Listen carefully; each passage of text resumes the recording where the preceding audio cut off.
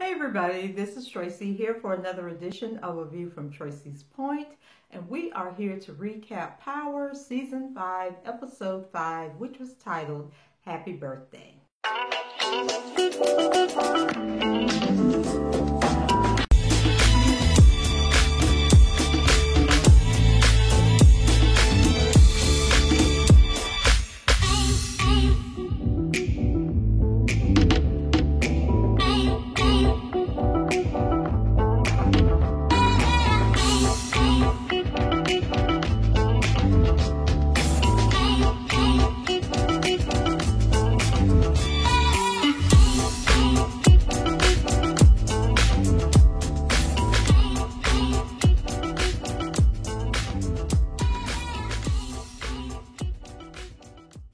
So let's start out talking about Mr. Kanan, who is just always out here in these streets killing people. So Kanan, you guys know, has this plan that he's going to get the Italians to wipe their hands clean of Tommy. Well, it seemed to have worked out because if you remember from the last episode, they staged this drive-by that was meant to only scare Tommy and his new friends, but it got out of control when Kanan hired these flunkies to go and shoot at the people with blank guns. But then they decided to use live ammunition, and then Kanan took advantage of the situation by going and killing the two guys and then getting in and sitting down with Vincent so he can like drop his little seeds about Tommy into their heads. Well, it turns out that Vincent took things a little bit further than Kanan expected him to, and so he thought that it was something kind of creepy or wasn't right about the drive-by, and so he wanted to get to the bottom of it. So the show opens up with Tommy and Sammy waiting at the little restaurant hangout place. Then we have Vincent, Tony Teresi, and some of the other mobsters coming in, and they're acting like everything is all good, but in reality it's not, because Vincent wastes no time in questioning Tommy and Sammy about the shooting and letting them know that, you know, he's kind of suspect about what was really going on. Vincent decides that someone's got to die. So he decides that Teresi has to choose between his best friend and his son and kill one of them. So then Teresi takes the gun, and he's like trying to decide, and he's trying to figure out, like, is Vincent real serious? And then we don't know if him and Vincent had this conversation before they came in the room, and that it's all just a setup to get Sammy and Tommy to confess up and say whatever was going on. But Teresi, he seemed to be really serious about this thing, and so of course he then got out of jail, you know, to spy on Tommy and give the feds information. So we already know he ain't gonna kill Tommy. So Sammy, I guess, tag, you're it. So after the shenanigans are all over with or about to go down, Vincent decides to walk out and lead them to have a little conversation, but he basically wants them to know that he done with all of them. He done with Teresi, he's done with Tommy, he does with Sammy, which essentially means that they no longer have the protection of the mob. He tells Teresi that they'll always be family. And so, but officially, you know, he's cut ties with Tommy, telling him that, you know, I won't be needing a re-up, and Sammy feels betrayed, and most importantly, disgusted that he almost was killed by his best friend for sticking his neck out on the line for Tommy, who don't nobody really know Tommy. Tommy been, you know, Tommy a grown man. Like, why are we about to jeopardize everything that we've done, you know, trying to protect this kid who obviously has no sense of loyalty to anybody else. So Teresi, you know, he doesn't waste any time trying to make up to Sammy, and he basically tells Sammy that the reason he chose him was because when Vincent gave him the gun, he knew that the gun didn't have any bullets in it, and that because it weighed less or it was lighter or something like that. But Sammy, you know, that's his best friend. That's his road dog from back in the day, you know, so he believes Teresi. But Sammy is like more upset that, you know, their valuable source of income is gone now that Vincent, has kicked him out of the family. Teresi tells him not to worry because they still have Tommy, and he's working with the feds to help them nail Ghost.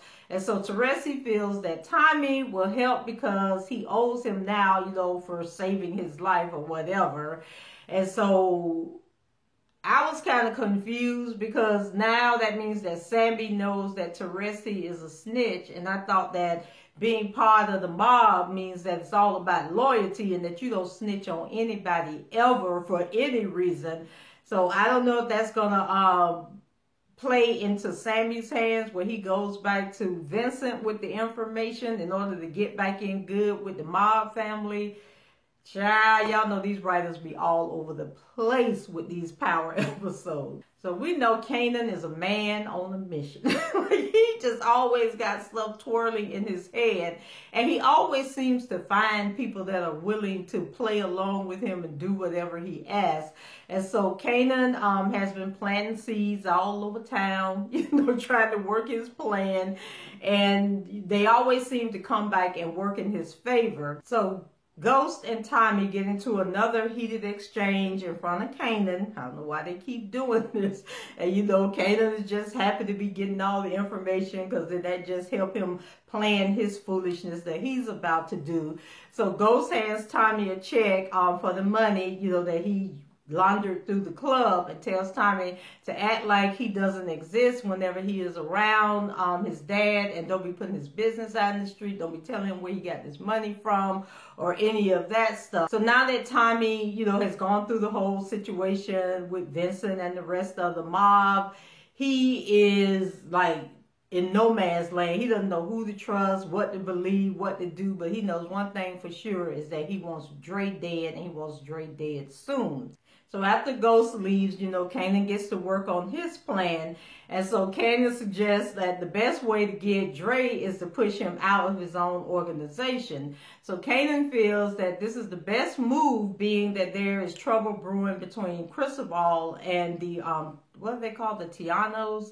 So the plan sounds good, but Tommy is reluctant to do so, being that he can't move on Dre without Ghost giving the okay. So Kanan uses the moment basically to taunt Tommy and, why are you being so loyal to Ghost? And, and like just feeding his head with little tidbits, and then leaves him there feeling like, Ghost is liking and that they all gonna come down like if Ghost doesn't get his act together.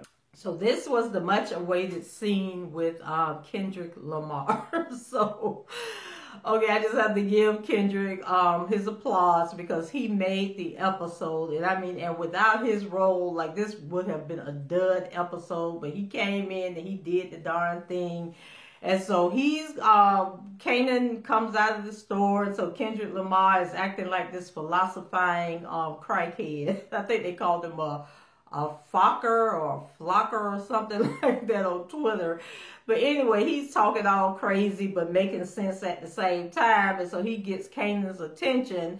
And then, Kanan, like we say, he can spot them people that he can get to do whatever it is that he wants them to do. And because Kendrick Lamar's character knows everything that's going on in the neighborhood and knows everybody, Kanan decides to use it to his advantage. So Kanan uses him to track down Cristobal's men, and then one by one, he kills them.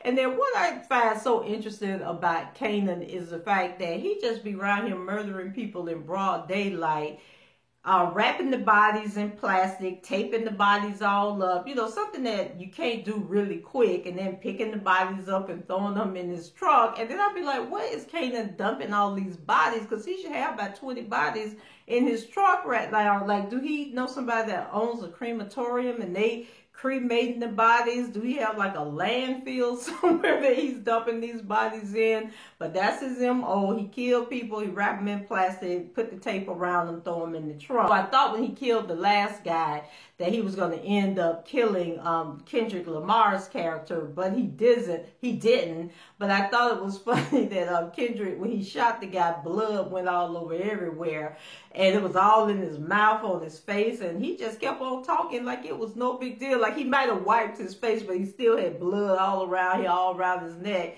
And then I thought Kanan was going to shoot him in the back when he walked off, but he didn't. But Kendrick Lamar character had this little creepy laugh, and he just walked on off like it was another day's journey, and he was glad about it. I don't know. Oh, and then it was another, when Kanan was rolling up on the guy, he was on this little girl bicycle. Remember the bicycles with the little basket in the front?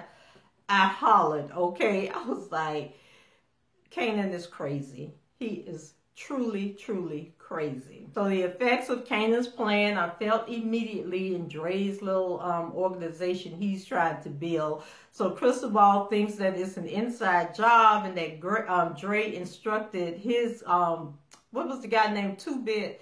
And I thought 2-Bit was one of the guys that Kanan had got in the last episode to do the drive-by, that I realized it wasn't him.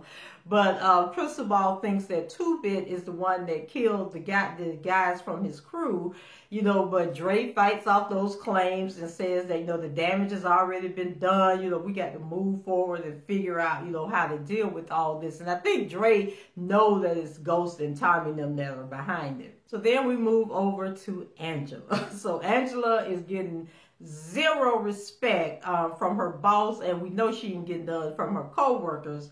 So Angela has no idea that Tamika is working with Mock and Cooper to try and help bring Tommy and Ghost down. So you guys know that if you be on Twitter, like everybody's always talking about that Triker on Tommy's car. Like, is it there? Is it still activated? Can they legally be gathering information from the Triker? Well, we find out that Tamika knows all about the Triker, so evidently they have reissued the subpoena that allowed them to track Tommy's whereabouts. And they go into a meeting with the team, and Tamika thanks them, you know, for almost bringing the Jimenez cartel in, and says that, you know, they almost had the drug kingpins, you know, but unfortunately Steve came in and the Department of Justice, you know, stole that win from under their feet, but, you know, they'll rebound from it. And she tells Angela that, you know, she did a good job, but she needs to move on and let it go, that it's out of their hands, out of their jurisdiction. You know, but of course, Angela isn't trying to let it go. So Angela had her little reports and folders and all that. And so while Tamika just said, let it go. But Angela still passing out the reports and the folders to everybody. And I'm just like, Angela is mad disrespectful to Tamika. Now, she's not respecting Tamika because Tamika is a black woman. Like, she's not respecting her because she feels like she should have had that job, or I don't know what is going on with Angela, but she is making an enemy out of the wrong person. And then I also think that the reason Angela can't let it go is because she got to figure out a way to save her, Ghost, Tommy, Tariq, and Tasha, and who else, and she just got to, like, keep everybody diverted or something. I don't know what Angela's end game is. You know, so Tamika doubles down on her decision and tells Angela, you know, that she made a promise to the Attorney General to back off, and that's exactly what she intends to do. So she tells Angela that she can leave. Well, actually, she told Angela, Mock, and Cooper that they could leave. And so she stays and talks to Donovan. And so in her conversation with Donovan, she finds out, you know, well, she didn't find out. He spilled the beans on Angela and said that he had went over there and seized that information on Ray Ray's murder from Blanca Rodriguez. So now Tamika is basically like, okay, can I trust this woman? Like, what in the world is going on with Angela? So she gonna mess around here and put a tracer or a tracker on Angela's car if Angela don't be careful. So with the information about the Blanca Rodriguez thing, Tamika goes to talk to Angela again. And that was about the whole, what Donovan had shared with her. So now Angela knows that she can't trust Donovan. She can't trust nobody in that office. So when Angela tries to throw Mock and Cooper under the bus by telling Tamika about the Triker, you know, she basically says that, you know, she'll deal with it. And so she assures Angela that she will have the Triker turned off even though she didn't. She told them that they had a week. She told Cooper and Mark that they actually had a week to get any evidence that they could on Tommy. And so she's thinking that that's going to be the end of it for Angela. So, you know, Angela isn't happy to learn that Tamika was working with Mark and Cooper. So now, like, nobody knows who to trust who in this situation. So the box of evidence locked away in that cabinet in Angela's office, it's going to come back to haunt her. Remember, I told y'all guys, they were so intentional about putting the camera on Angela's every move, like where the key is, where the burner phone is that she's talking to Tasha with, you know, her putting the boxes in that little cabinet behind her desk. So we know it's going to come back at some point. So speaking of Blanca, she's still hot on the case. Okay, she ain't letting up. And so then her and the detective who's working with Raina's murder, they show up at the St. Patrick residence once again, unannounced. Once again, the damn elevator doors just opening up and people walking into your house that you didn't invite to come to your house. You know, Dorman called up or nothing, but y'all don't seem to be bothered by all of that, but it's bothering me, and it's going to continue to bother me because it makes no sense. Actually, they came to get the gun, get Tasha's gun, but then Tasha lets them know that the gun was stolen, and then he tells Blanca to check on that to verify that the gun was reported stolen. And I'm sitting there saying, now, Miss Blanca is all on the case, like she acting like she's on the case, then she already done read whatever reports or whatever and know that the gun was reported stolen. So I think that was just a little setup for Miss Tasha. And then when they got ready to leave, actually Terry Silver was there, which is another issue for me. Like, why is he constantly up in Ghost's house when he know he's screwing Ghost's wife? Just no respect from anybody on this show. You know, so basically he steps in and lets them know that, you know, he's an attorney and all of this stuff, and that they have no right to be in here questioning Tasha and asking about that gun. So when they leave and get back on the elevator, Blanca winks her eye at Tasha, but I don't think Tasha caught that she winked her eye at her, but we know that Blanca is up to something. So back to Angela. So Angela then reached out to Proctor, telling Proctor that she basically can get his job, you know, help him beat this case that the bar has against him and help him get back to practicing law. So Angela wants him to set up a meeting between herself and Tommy.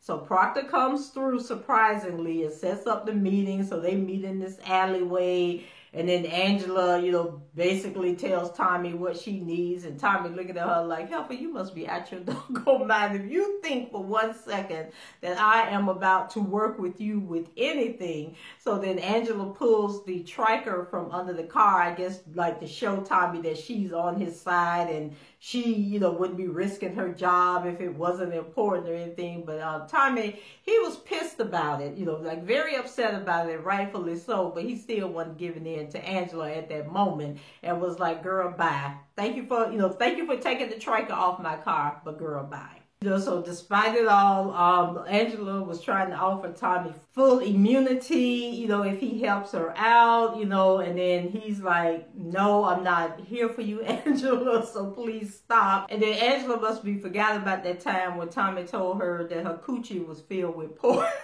so she should know Tommy ain't here for her. So, you know, Angela leaves the offer on the table, and then after she leaves, Proctor gives Tommy his best legal advice and feels that Tommy should strongly consider it because of the whole Bailey Markham murder thing. And then Tommy basically tells Proctor to F off and telling him, you know, keep your mouth shut. That's all that matters to me. Later on, Tommy goes over to Angela's place. So he was knocking on the door and Angela goes and get her gun and she stick her gun in the back of her pants and she answers the door. And so Tommy comes in, you know, she's like, what are you doing here? And so he tells her he wants to track her, that she took off his car. And then Angela was like, you know, how can I trust you? Blah, blah, blah. And then Tommy was like, well, you the one put the gun in the back of your pants. How can I trust you? you. So Angela eventually gives him the triker. We have no idea whose car he's going to put that triker on, but I'm hoping that he's going to put it on Teresi's car and not on Ghost or either Kanan's car. And so then when he was getting ready to leave, he told Angela something about, and I'm glad you moved that plant from by the window, like letting her know I done been in your apartment before. And the writers let us know that they are about as sick as Tariq, or don't like Tariq as many other viewers don't like Tariq, because, you know, the show was titled Happy Birthday, and the reason it was titled Happy Birthday is because it was the twins' birthday. So we had a scene where Ghost goes to a athletic shoe store, and he calls Angela to meet him there. And we're like, okay, why you didn't call Tasha to go meet you at the store? So he basically wants Angela to help him pick out a pair of shoes for Tariq. But then Angela looking at him too like, why would you call me over to this store to get some shoes for your son? So Angela gets a call from Tamika, thank God, and she had to run back to the office. And then that's where they showed that on her, you know, about leaving the Jimenez alone. So Ghost ended up buying Tariq a pair of Jordans. Then we had a scene with Tasha and Silver. And so they go to this bakery, and I guess it's the bakery where they always order the cakes from for the kid's birthday, because the guy knew that, you know, she wanted a strawberry cake and a chocolate cake. So he was that familiar with the family. However, he was not familiar with the fact that Raina done got murdered over there at that school. Just like, was this not in the newspaper? Has James not been all in the paper that this man would not know that one of his special clients' daughter was murdered in cold blood at a prestigious private school in the city? Like, he had no clue. So then Tasha's like, oh, we'll only be needing one this year. So she orders the strawberry cake, and then immediately I'm like, so Tariq likes strawberry cake and Raina wanted the chocolate cake. I mean, it just seemed like Raina would have wanted the strawberry cake and the chocolate would have went to Tariq. But Tasha says no, she just needed the strawberry cake. Then she gets emotional and falls into Silver's arms after the man had greeted her as Mrs. St. Patrick. So he don't raise an eyebrow as to why Tasha is in this bakery with a man that ain't her husband, and why is this man comforting and consoling her. And then later on in the show, Silver brings the cake once again up here into these people's house, which I am not understanding. So Ghost, Lord have mercy, you know, it's usually the man with the plan and the one in charge, but you know, he's going through some things with the death of his baby girl, and so this season might be like his most vulnerable. But I just believe in my heart that as much as he's getting on our nerves right now, that Ghost is going to come through by the end of this season and save all of them from their own demise. You know, so with his, with Dre constantly moving in on his territory, you know, moving in on the drug business, just all in the way, all on the Queen's Project, he really needs something to go into his favor at this moment, but it don't seem like that's about to happen. And so Ghost tries to be proactive, and with the help of Simon Stern. And actually, when I was watching the show, I was like, why does Simon always come to Ghost's rescue? But then I forgot that they're business partners, because I thought Ghost had paid Simon out or whatever. Then I remember about Tasha getting the money from Stern to help pay for Ghost's legal expenses. And so, like I say, just be so much going on, it's hard to keep up with it all. But anyway, he brings Stern to a meeting with Tate and Dre, you know, to try and get Dre off the board. And despite Stern's best argument, they basically laugh at, you know, Tate laughs in his face and say he's happy with Dre, and Dre ain't going nowhere. So Tate feels good, you know, going with Dre over Ghost, and says that it's his best move to help the Queen's Project going forward, because right now ain't nobody trying to feel Ghost or James St. Patrick at this moment. So we do get a flash of the old cunning Ghost when he finds a way to go to the manager of the club that, what what is that woman's name? Quinn. And he goes to Quinn with a non-disclosure that Dre had signed when he was working for Truth, and it's a non-compete clause that says that he couldn't go work for any other competitors.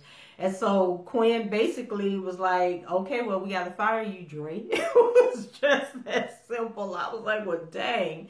And so, you know, it just let you know that the people over there with Karen Bassett, they don't care. Like, they ain't trying to get into no legal entanglement or anything with any of their employees. And Dre obviously is not that important to their organization that they can, you know, want to fight for him and try and pay, you know, Dre's way out of the clause or anything like that. So they tell Dre, go clean your office out, turn your keys in, and get on off our property. You know, so this was probably the only win that Ghost has had thus far this season. But unfortunately, the victory would be short-lived because despite the event being switched from the club that Dre worked at over to Truth, Dre still shows up at the partner, and he's still at the party, and he's still winning favor with Tate. And so the sight of Dre at the event causes Ghost to go on like a drinking binge at the bar.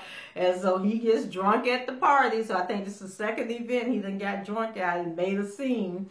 And so Ghost is, you know, lashing out at people. You know, first he yelling at the Reverend, you know, who let him have the funeral at his church and everything.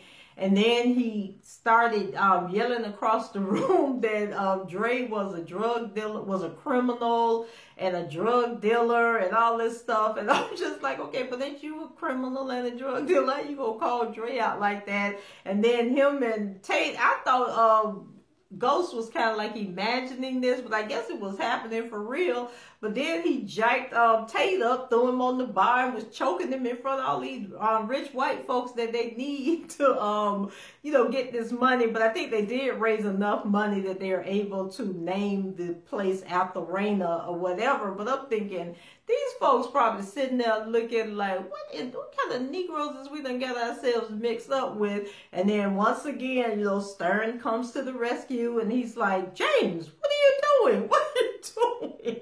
So then, you know, Ghost realizes he was about to strangle the man on the bar, and that there were hundreds of witnesses to it, you know, so he had to roll up out of there. Earlier, Ghost had gone and picked Tariq up from school and brought him home. And so they get into it because Tariq brings up the fact that Tasha told him, you know, the truth about them. And then, you know, why didn't his daddy tell him the truth? And then his daddy gives him this spiel about how, you know, he was trying to protect them and give them the life that he never had, blah, blah, blah, blah, blah, blah, blah. But the way you giving them the life, like you just woke up and decided that you want to be an honest businessman. Your kid's like 15, 16 years old at this point. So you done been a drug dealer all their life. So how was you giving them a better life and protecting them from this harsh reality that you grew up with? And I think that that just makes Tariq respect his dad that much less when he just won't open up and tell the truth. So Tasha's mom had planned this dinner for Tariq, and everybody was supposed to come to the house and, you know, make happy and pretend like everything is okay. So everybody's there, the mom, Tasha. I don't remember seeing Yasmin at the table, but she might have been sitting there. And then Tommy was there and Lala was there. So everybody was there except for Ghost, because, you know, he over there getting drunk and carrying on, acting the fool. So they're doing their best, you know, to make the most of the situation, but it's still like really, really awkward. So Tommy decides to lighten the mood by offering to take Tariq downstairs to give him his present.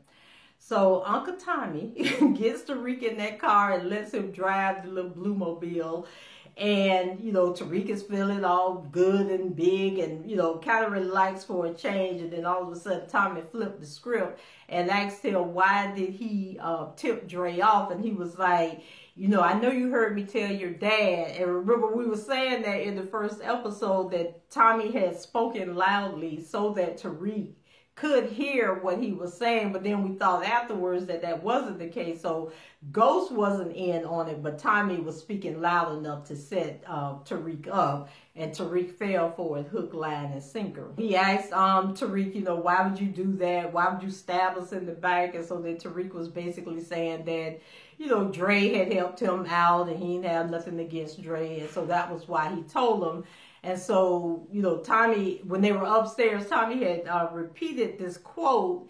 And when they were down in the car, you know, he basically was letting Tariq know that he didn't know what he thought he knew, and that he really needed to stay out of grown folks' business because it's bigger than he can even imagine or his little brain can comprehend at this point. So this is the point where Silver shows up with the cake and things kind of relax and everything. So when they open up that doggone box, why was it the strawberry cake, as Tasha had told the man, but it said, "Happy birthday, Raina."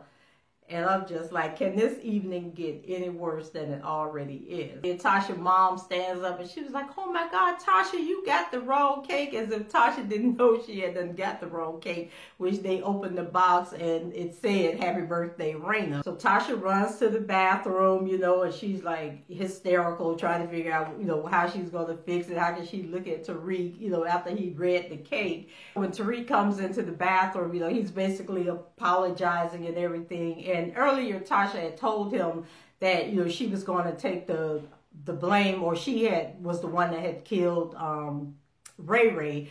So Tariq is basically letting her know that he doesn't want her to take the blame, that everything is his fault, and that, you know, he's willing to tell the truth, that he was the one that killed Ray Ray. And so, you know, it was like a really tense moment, and all of a sudden, when Tasha told him no, that, you know, she had everything worked out, he didn't have to do that.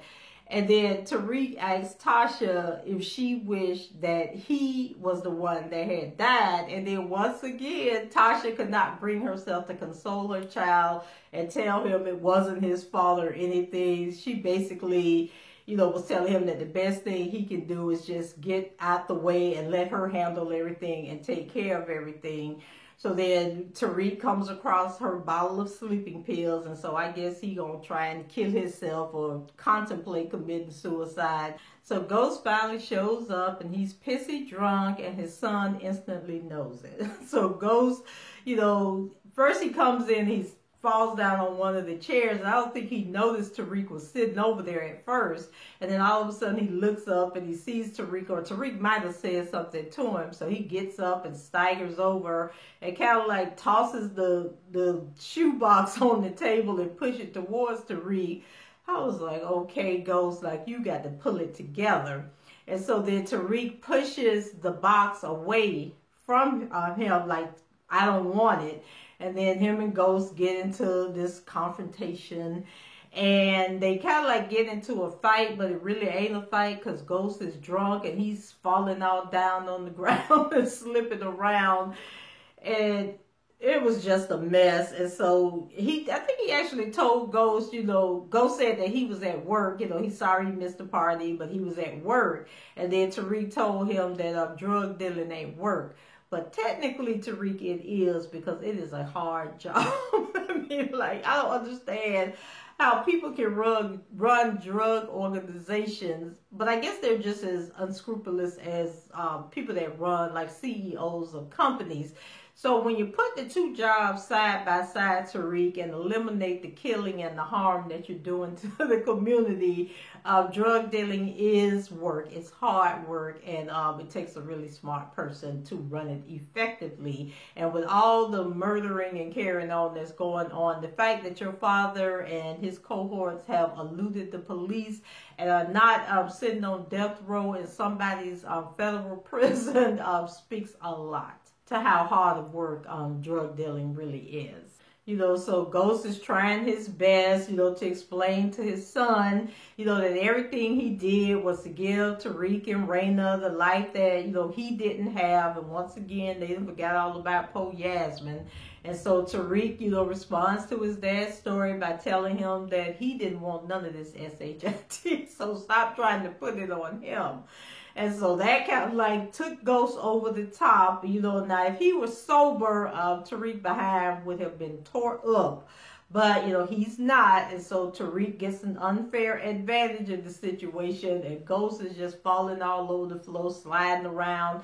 And so Tasha finally comes in and break it up. And Tasha tells Ghost, he needs to leave. And Ghost is like, what the hell you mean I got to leave? This is my house. I pay the bills for this here. But then Tasha gave him the look like, Negro, don't make me call the police on you. So then he finally gets his stuff and he leaves. And so he goes and talks to the preacher. Now, he done been all nasty with the man while they was at the little fundraiser. So now he ain't got no friends. Everybody done turned against him. So he decides to go talk to the preacher man. And the man is basically asking him all these questions. And so Ghost is blaming everybody else for everything that's going on. And so the guy was like, none of this is your fault. And Ghost really didn't see where anything was his fault. And, he drug dealing so that his kids can have a better life. He treating Tasha, the way that he treats her because, he tried to keep her in this lifestyle that she wanted to be in, but he just ain't accountable for anything. And so the guy basically tells him, until you can point the finger back at yourself, nothing is going to resolve for you, and you got to figure out what you want to do to be a better man. And so I guess Ghost's answer to being a better man was going over there to Angela's apartment. So somebody had posted on Twitter that everybody that's saying that they're sick of Angela and they want Angela dead and off the show obviously doesn't understand what the show is all about. And my response to that person was, we understand quite well what the show is all about. What we're saying is we're sick of Angela. Because Ghost can be just as powerful with his beautiful black wife as he is with this heifer over here who is about to get them all tangled up in some mess. And she's just so arrogant, like she can control everything. And she's this big badass that can fix everything, but she ain't fixing nothing. Instead, she's just making it worse. So Ghost going over there to Angela's house, and it is what it is. So then we have a scene with, I think it's the next day, and Tariq is on his way back to school, but he hanging out with Kanan, which I don't understand at all. And so, of course, Kanan ain't trying to make the situation any better. So Tariq's whole birthday was a bust, and I kind of felt sorry for the little man, but he deserved it. He brought it all on himself. So we'll see where it's all headed, guys. As always, leave your comments below. If I forgot something, if I messed something up, let me know about it in the comment section. Rate the video, subscribe to the channel if you haven't done so already. And until the next time, I shall talk to you guys later. And I hope everyone has a wonderful week. Bye-bye.